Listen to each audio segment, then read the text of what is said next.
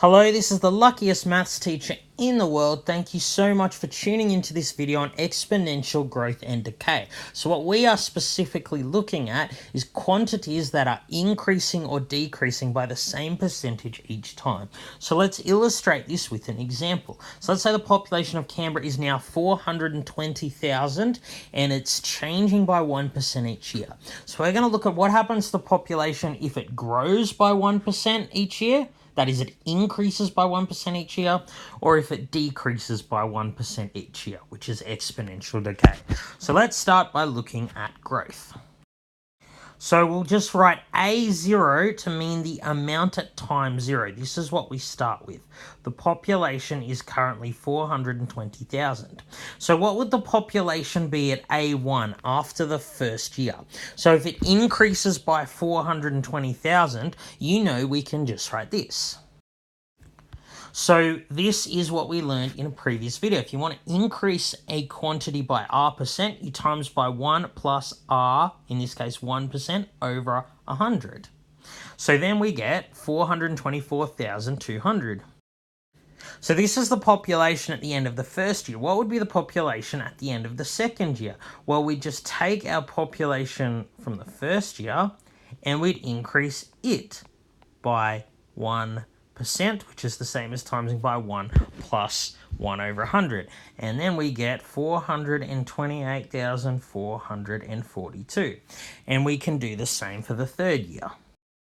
So for the end of the third year, we actually get a decimal. That's okay, even though we're talking about population, because the population wouldn't grow by exactly 1% each year.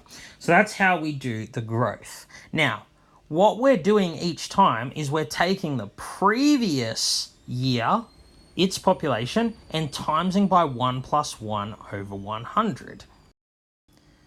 So there's actually a quicker way I could have found the population at the end of the third year. Because let's face it, I don't want to go through all of these calculations just to find the population at the end of the third year. Imagine if I wanted to find the population after 10 years. It'd take too long. But here's what we're actually doing. See, at the end of the first year, we got this number here. We can rewrite this. So this number that went here was just 420,000 times 1 plus 1 over 100. So this is a quicker way I could have calculated the population at the end of the second year. Of course, I can write this more simply because this thing appears twice. Remember, timesing something by itself is just squaring. So what I can do is get rid of this and write it as times 1 plus 1 over 100 to the power of 2. Predictably, I can do something similar for the end of the third year. Instead of figuring out the second year's population and increasing by 1%, what I can do is rub this out. I can take the original population, which was 420,000, and times it by 1 plus 1 over 100 to the power of 3. So you can see the population at any time at the end of any year is just the original amount times 1 plus 1 over 100, and the number that goes in the power is the number of years that have passed. So it's to the power of 1 after 1 year, to the power of 2 after 2 years, to the power of 3 after 3 years, and so on. So what would it be for exponential decay? Well, that's something very similar. Let's say the population started at 420,000 and was decreasing by 1% per year. So we'd still have the same. A0, where we start, is 420,000. A1, the population after the first year, would be 420,000 times 1 minus 1 over 100. Remember, we learned that in the previous video. If you want to decrease an amount by R%, you times by 1 minus R over 100. And we get 415,800. So now, to figure out the population at the end of the second year, we could take our population at the end of the first year and decrease that by 1%, but we found a quicker way instead. We could take our original amount and just decrease it by 1% twice. And then we get 411,642 and so on. So I won't calculate the population after 3 years because I think you get the idea. Now let's look at what is happening here with growth and decay. So in the first year, when it was growing, the population went from 420,000 to 424,200. So the population increased by 4,200. Now, between the first and the second year, the population went up from this number to this number. And if you subtract them, you actually get 4,242. The difference between the second and the third year is increased again. The population in the third year went up 4,284.42. What we can see here is that the population is increasing at an increasing rate. The amount by which the population goes up is itself increasing. So it increased by 4,200 in the first year, and then it increased by a little more in the second year, and by a little more still in the third year. That's what exponential growth is, increases at an increasing rate. Now, when we look at decay, when it was going down, what happens is it's decreasing at a decreasing rate. So what happened in the first year went down by 1%, it went down by 4,200. So as opposed to going up by 4,200. But then in the second year, it's only gone down from 415,800 to 411,642.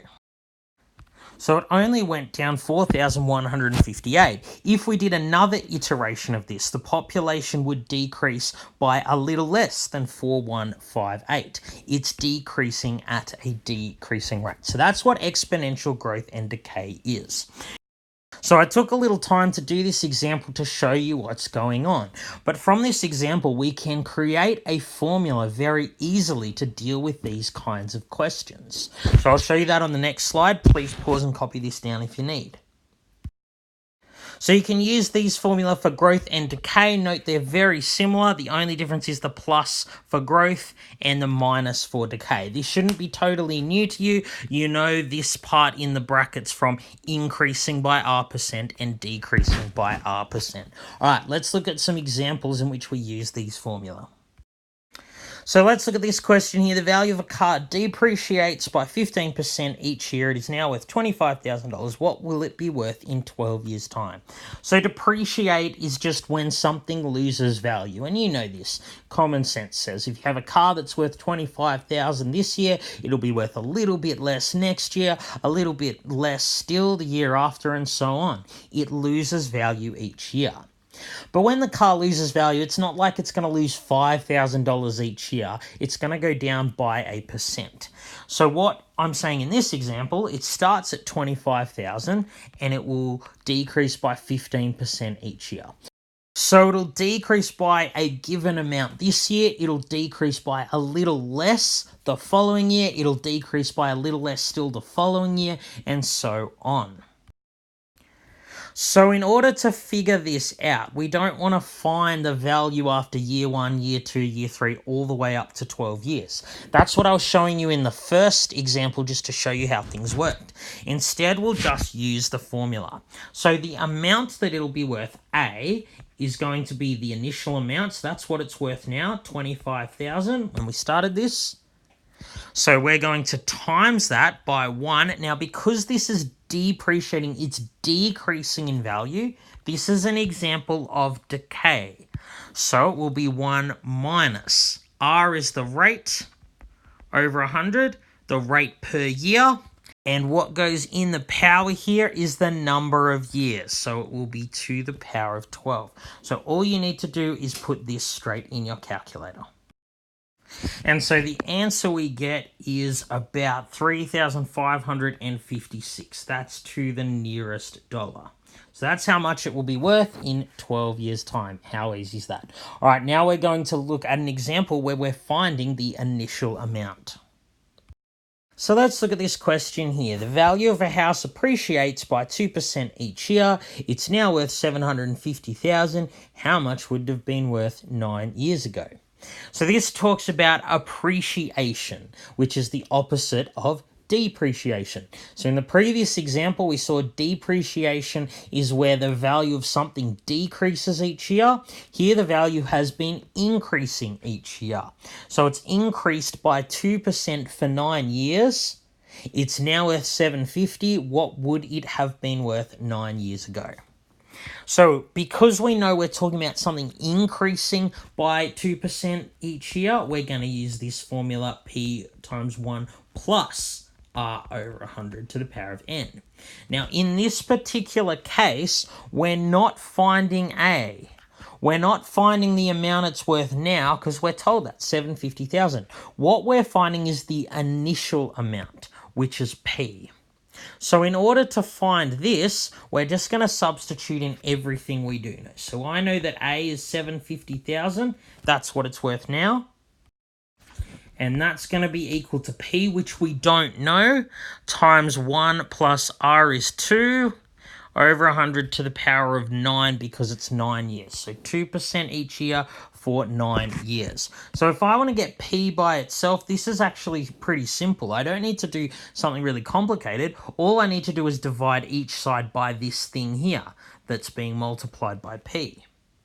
So P will just be 750,000 divided by 1 plus 2 over 100 to the power of 9.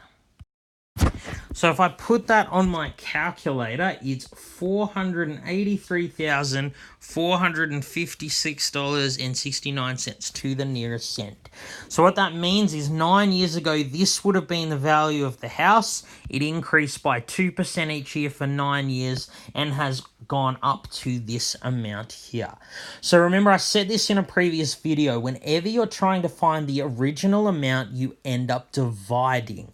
In the previous example with a car, I was timesing because I knew the initial amount was $25,000. Here, I didn't know the initial amount. I knew the current amount, and that's why I divided. So I just took the current amount and divided by 1 plus R over 100 to the power of N.